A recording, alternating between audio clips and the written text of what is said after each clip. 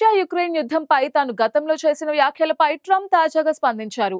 24 గంటల్లో యుద్ధాన్ని ఆపేస్తానంటూ Trump Russia Ukraine యుద్ధాన్ని తన ప్రచారాస్త్రంగా వాడుకున్నారు.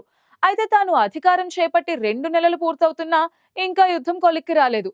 దీంతో రీసెంట్ గా తన వ్యాఖ్యలను ట్రంప్ సమర్థించుకున్నారు. తాను చేసిన వ్యాఖ్యల్లో వ్యంగ్యం దాగి ఉందని, ఆ విషయంలో తాను అత్యుత్సాహం చూపించానంటూ ట్రంప్ అంగీకరించారు.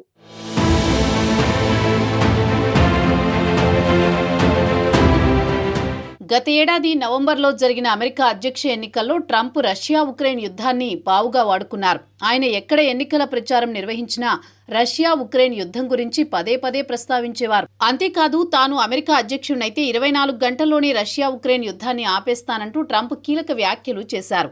ఒక్కరోజులోనే యుద్ధాన్ని ముగించేస్తానని ట్రంప్ చెప్పడంపై అప్పట్లో అటు ఉక్రెయిన్ రష్యాలు సైతం ఆరోపణలు చేశాయి. ట్రంప్ అనుకున్నంత సులువుగా ఒక్కరోజులోనే యుద్ధం ఆగబోదని జెలెన్స్కీ గతంలోనే ట్రంప్కు స్పష్టం చేశారు. తాజాగా తాను గతంలో చేసిన వ్యాఖ్యలపై ట్రంప్ స్పందించారు. తాను అప్పట్లో చేసిన వ్యాఖ్యలో వ్యంగ్యం దాగి ఉందని, అత్యుత్సాహం చూపానని ట్రంప్ అంగీకరించారు. అయితే యుద్ధ సమస్యను పరిష్కరించాలని తాను అనుకుంటున్నానని, ఆ దిశగా విజయం సాధిస్తానని ధీమా వ్యక్తం చేశారు. అతిశయోక్తి కలిగించే ప్రకటనలు చేయడం ట్రంప్కు కొత్తేమీ కాదు. కానీ తాను చేసిన వ్యాఖ్యలను తొలిసారిగా ట్రంప్ అంగీకరించారు.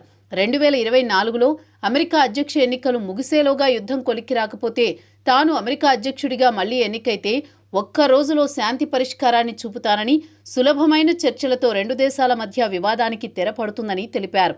2020లోనే తాను మళ్లీ అధ్యక్షుడిగా గెలుచుంటే ఈ సంక్షోభం ఏర్పడేదే కాదని ట్రంప్ గతంలో వ్యాఖ్యానించారు.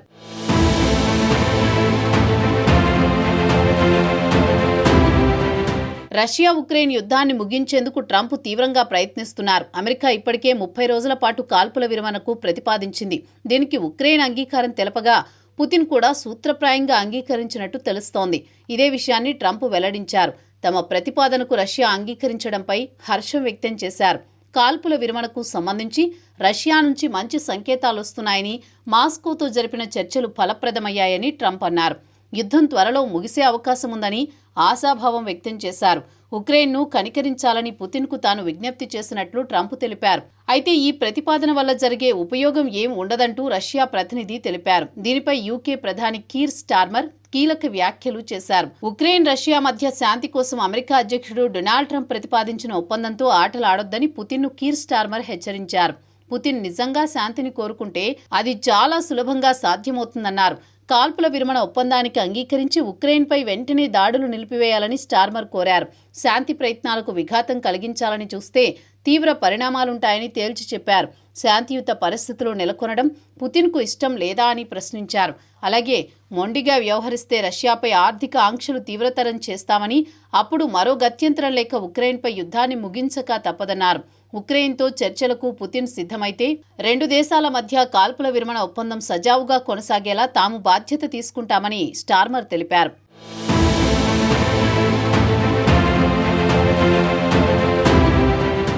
యూరప్తో పాటు మిత్రదేశాల అధినేతలతో వర్చువల్గా సమావేశమైన స్టార్మర్ యుద్ధాన్ని త్వరగా ముగించేందుకు చర్యలు తీసుకోవాలని కోరారు. ఈ భేటీలో 25 దేశాల నేతలు పాల్గొన్నారు. ఉక్రెయిన్ రష్యా యుద్ధం తాజా పరిణామాలపై పుతిన్ వైఖరిపై చర్చించారు. 2 దేశాల మధ్య శాశ్వతంగా శాంతి నెలకొనాలని EU, Canada, Australia, New Zealand, Japan తదితర దేశాలన్నీ కోరుకుంటున్నట్టు స్టార్మర్ తెలిపారు. రష్యా మెడలు వంచడానికి అవసరమైతే సైన్యాన్ని సైతం రంగంలోకి దించడానికైనా సిద్ధమేనని సంకేతాలిచ్చారు. ప్రాక్టికల్ ప్లానింగ్తో ఆచరణ దశ ప్రారంభించేలా ముందుకు సాగుతున్నామని ఉద్ఘాటించారు. ఇక ఈ వర్చువల్ సమావేశంలో ఉక్రెయిన్ అధ్యక్షుడు జెలెన్స్కీ కూడా పాల్గొన్నారు. ఉక్రెయిన్ రష్యా మధ్య కాల్పుల విరమణ ప్రక్రియ ఎప్పుడో ప్రారంభం కావాల్సి ఉండగా రష్యా మొండి వైఖరితో ఆగిపోయిందని జెలెన్స్కీ విమర్శించారు. కాల్పుల విరమణను అడ్డుకోవడానికి రష్యా కుట్రలు సాగిస్తోందని ఆరోపించారు. ఇదిలా ఉండగా శాంతి కోసం మరింత చొరవ తీసుకోవాలని యూరప్ దేశాలు నిర్ణయానికొచ్చాయి.